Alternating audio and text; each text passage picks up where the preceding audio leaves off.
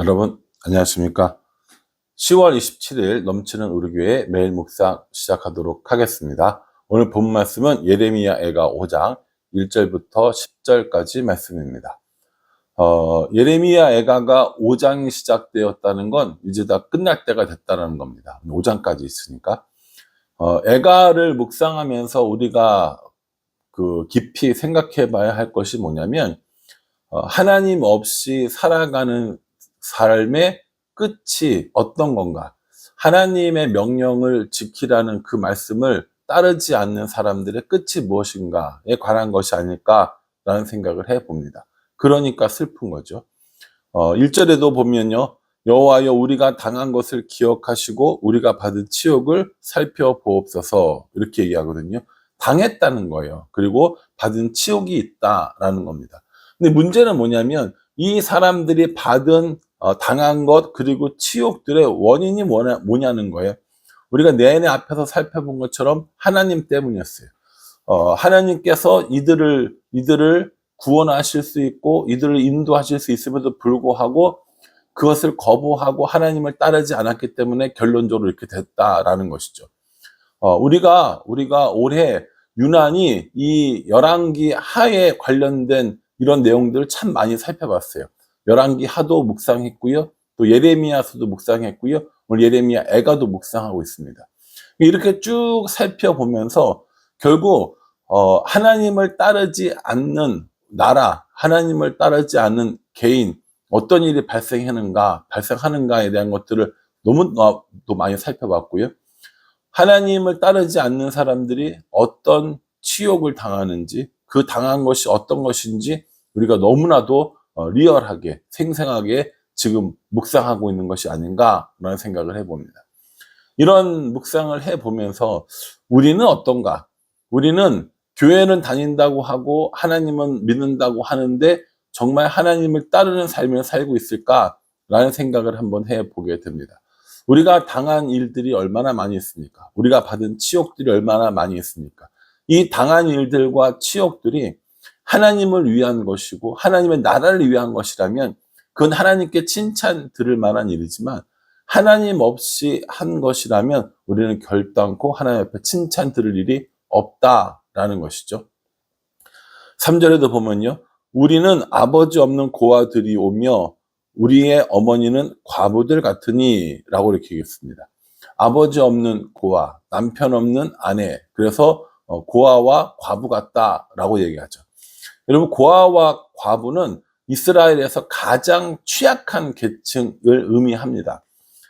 성경에서 어려운 사람을 도와줘라 할 때 꼭 등장하는 사람들이 이 고아와 과부거든요. 그런데 이제 이스라엘 사람들이 고아와 과부처럼 이렇게 힘겹게 살아가고 있음을 우리에게 이야기해 주고 있습니다. 모든 것들을 다 빼앗겼어요. 가진 것도 아무것도 없어요. 그 뒤에 보면은 은을 주고 물을 마시고 갑을 주고 나무들을 가져오며 옛날에는 물을 그냥 마시면 됐어요. 나무는 그냥 가져오면 되는 겁니다. 그런데 이제 어떡합니까? 이들이 너무나도 빈곤해지고 너무나도 가난해졌기 때문에 물을 마시는데 은을 줘야 돼요. 여러분, 물값이 우리나라도 물 사 먹긴 하지만 은을 달아줄 정도는 아닌 거잖아요. 그리고 나무를 뗄 때도 어떡합니까? 돈을 주고 갑을 주고 나무들을 가지고 와야 되는 이런 일들이 있다라는 거죠. 이런 이유가 뭐예요? 다 빼앗겼기 때문인 겁니다. 원래 우리가 가지고 있었고 원래 우리가 사용했던 것들조차 다 빼앗기고 나니까 이제는 뭐 은 주고 물 사 먹고 갑 주고 나무를 사용해야 되는 이런 일이 발생하게 되었다라는 거죠. 그러니까 이 예레미야 애가는요, 하나님 없이 사는 민족, 하나님 없이 사는 나라, 하나님 없이 사는 사람들, 하나님 없는 교회, 하나님 없이 신앙생활하는 성도들, 이런 우리들을 향해서 선지자 예레미야가 그 멸망한 것들을 보고 슬픔의 노래를 부른 책이라 이렇게 생각하시는 것이 맞는 것 같습니다. 이 이스라엘 사람들도 이제 와서 선지자의 이야기를 들어보니까 자신들이 뭘 잘못했는지 알기는 해요. 7절에 보면 우리의 조상들은 범죄하고 없어졌으며 우리는 그들의 죄악을 담당하였나이다. 조상들은 뭐 했어요? 범죄했어요. 그런데 그 범죄의 영향이 어디까지 미치고 있습니까? 그 후대에 있는 사람들까지 미치고 있다라는 것이죠. 나만 어렵고 나만 안 되는 것이 아니라 그 죄의 영향이 우리 주위의 사람들, 우리 다음 세대들까지 이어지는 일들이 있다라는 것이죠. 그러니 여러분, 우리가 신앙생활을 어떻게 하는가, 이건 굉장히 중요한 문제라고 이야기를 하는 겁니다.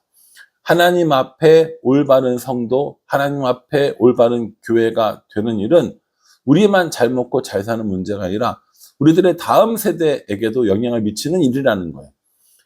우리가 주일 예배를 같이 드리잖아요, 아이들과요. 그럼 아이들이 예배에 잘 집중하고 정말 목사님 말씀 선포되면은 아멘으로 화답하고 그러나요? 그러진 않아요. 뭐 여러 가지 이유가 있겠죠. 믿음이 없을 수도 있고 또 아이들의 신앙을 모를 수도 있고, 그럼에도 불구하고 우리들의 신앙이 우리 아이들에게도 이어져야 하는데, 신앙이 이어지는 것이 아니라 죄의 결과가 이어져서는 안 된다라는 겁니다. 오늘 이 말씀을 묵상하면서 이 신앙을 지키는 건, 그리고 믿음대로 살아가는 건, 하나님 말씀에 순종하는 건 우리뿐만 아니라 다음 세대에도 중요한 거예요. 우리는 종종 우리는 못하지만 너네들은 잘해야 돼, 이렇게 말하고 행동할 때가 있어요. 집에서도 마찬가지고 또 이런 교회에서도 마찬가지입니다. 다음 세대들을 위해서 기도해요. 다음 세대들을 위해서 많이 투자합니다.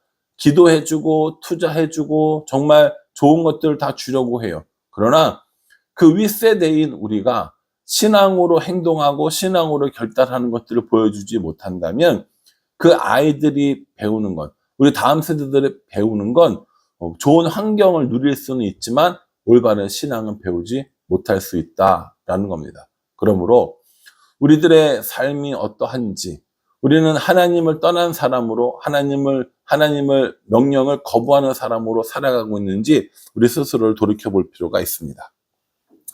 8절과 그 9절 10절 말씀에 보면요, 얼마나 이 사람들의 생활이 비참한가가 나와요. 특별히 10절이요. 굶주림의 열기로 말미암아 우리의 피부가 아궁이처럼 검으니이다, 이렇게 얘기합니다. 굶주림의 열기로 말미암아 얼굴이 아궁이처럼 검게 되었다라고 얘기합니다.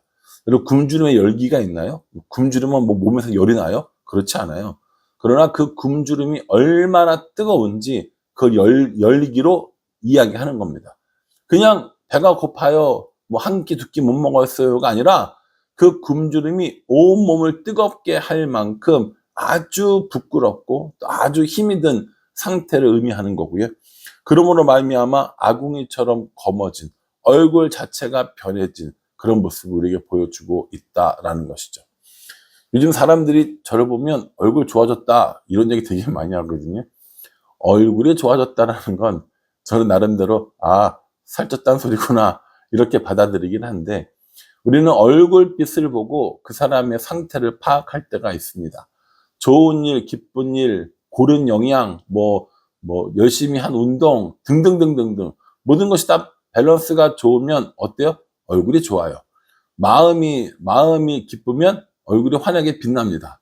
그런데 근심이 있고 걱정이 있고 잘 먹지 못하고 너무 고생하거나 힘들면 어떻게 해요? 얼굴이 밝지 못하고 얼굴이 어두워집니다. 그 얘기를 하고 있는 거예요. 먹을 것을 마음껏 먹지 못해서, 영양을 충분히 공급받지 못해서 아궁이처럼 얼굴이 검어진 이런 이스라엘의 백성들의 모습을 이야기하고 있다는 겁니다. 예레미야의 이 슬픈 노래는 계속해서 슬픔을 노래합니다.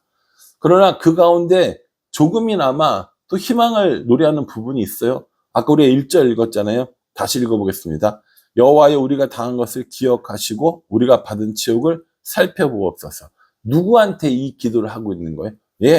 하나님께 이야기를 하고 있는 거죠. 하나님, 우리가 당한 것들을 기억해 주세요. 우리가 받은 치욕을 살펴봐 주세요 라고 하면서 그 당한 일들과 그 치욕들을 하나님께서 갚아주시기를 원하는 마음으로 지금 기도하고 있다라는 거예요. 예레미야 애가를 묵상하면서 제가 내내 얘기했던 게 뭐냐면, 어려우니까 기도하는 겁니다. 힘이 드니까 기도하는 겁니다. 잘 모르겠으니까 기도하는 거고, 죄를 졌으니까 기도하는 거예요. 그런데 신앙생활 하면서 정말 기도해야 할 순간, 정말 하나님을 찾아야 할 순간, 정말 하나님 앞에 부르짖어야 할 그 순간에 엉뚱한 것들을 하는 사람들이 너무 많다는 거예요. 돈이 너무 없으니까 기도할 시간보다, 하나님을 찾기보다 돈을 주는 것들을 따라가는 일들. 그렇죠? 몸이 아프고 힘이 들어요. 그럼에도 불구하고 하나님께 그것을 아뢰지 않고 다른 방법들만 찾아 헤매는 사람. 의사가 필요 없다, 약이 필요 없다 이 얘기하는 거 아니에요. 하나님 앞에, 나를 지으신 하나님 앞에 나의 이 상황을 털어놓고 이야기하고 간구하고 고쳐달라고 하는 것들이 너무너무 중요하다라는 겁니다. 사람들의 관계가 깨어진 어떤 사람은 그 관계를 회복하기 위해서 그냥 깨어진 그 사람의 모든 말을 들어버리는 그런 일들도 저는 얼마든지 많이 봤습니다. 그렇게 하지 말라는 거예요. 당한 것들, 치욕을 하나님 앞에 아뢰면서 우리를 도와달라고, 우리를 회복시킬 것은 하나님밖에 없다라고 이렇게 이야기를 하고 있는 겁니다.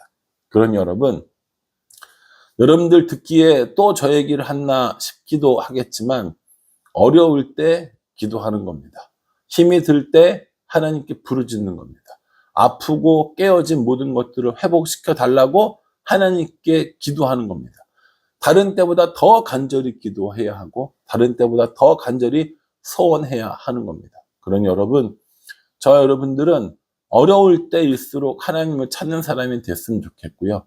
하나님의 명령을 어겨서 멸망당하기보다 하나님 말씀에 순종해서 하나님의 인도하심을 받고 날마다 하나님과 동행하는 사람이 되었으면 좋겠습니다. 예레미야를 묵상할 때도 열왕기 상하를 묵상할 때도 하나님 명령 잘 들어야겠다라는 생각을 했지만 이 애가 때보다는 덜한 것 같아요. 왜냐하면 이 애가는 하나님의 명령을 저버린 사람들의 끝이 어딘가를 너무너무 잘 보여주고 있기 때문이죠. 그러니 여러분들은 오늘 이 말씀을 통하여서 멸망의 끝이, 심판의 끝이 무엇인지 살펴보고 멸망의 길로 가지 아니하고 심판의 길로 가지 않고 다시 한번 하나님 앞에 돌아와서 하나님께 간구하고 하나님께 소원을 아뢰며 회복하는 때를 기다려야겠다. 나는 이렇게 묵상해 주셨으면 좋겠다라는 생각을 해 봅니다. 그리고 오늘 주일입니다. 오늘 진명진 목사님 모셔서 설교해 주실 텐데 진명진 목사님이 하나님과 어떻게 동행하면서 이 일본 땅을 사역하고 있는지 한번 들어볼 거고요. 또 우리가 진명진 목사님을 위해서 기도하는 그 기도의 제목들을 구체적으로 또 받았으면 좋겠다라는 생각을 해 봅니다. 하나님의 명령을 어겨서 멸망당한 사람들, 하나님 없이 사는 사람들의 최후가 아니라 날마다 하나님과 동행하여 승리하는 우리가 되었으면 좋겠다라는 기도의 제목이 저에게도 생깁니다. 우리 모두 날마다 하나님과 동행하고 그 하나님과 함께 살아가는 우리가 될 수 있기를 주님의 이름으로 축복합니다. 기도하겠습니다. 하나님 없이 사는 사람들의 최후를 보게 됩니다. 멸망의 길로 가고 굶주리고 아무것도 남아있지 않는 저들의 모습을 봅니다. 그러니 하나님, 우리가 이 말씀을 묵상하면서 하나님 없이 사는 삶이 아니라 하나님께 붙어있고 하나님과 동행하며 하나님께 기도하는 사람들이 되어질 수 있도록 은혜 베풀어 주시옵소서.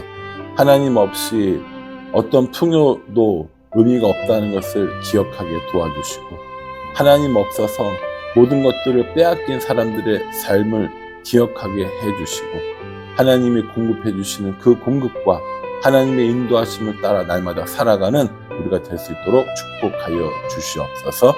예수님의 이름으로 기도합니다. 아멘. 여러분 이 말씀 잘 기억하시고요. 이 말씀을 따라 하나님과 동행하는 우리 모두가 되기를 간절한 마음으로 기도하겠습니다. 감사합니다.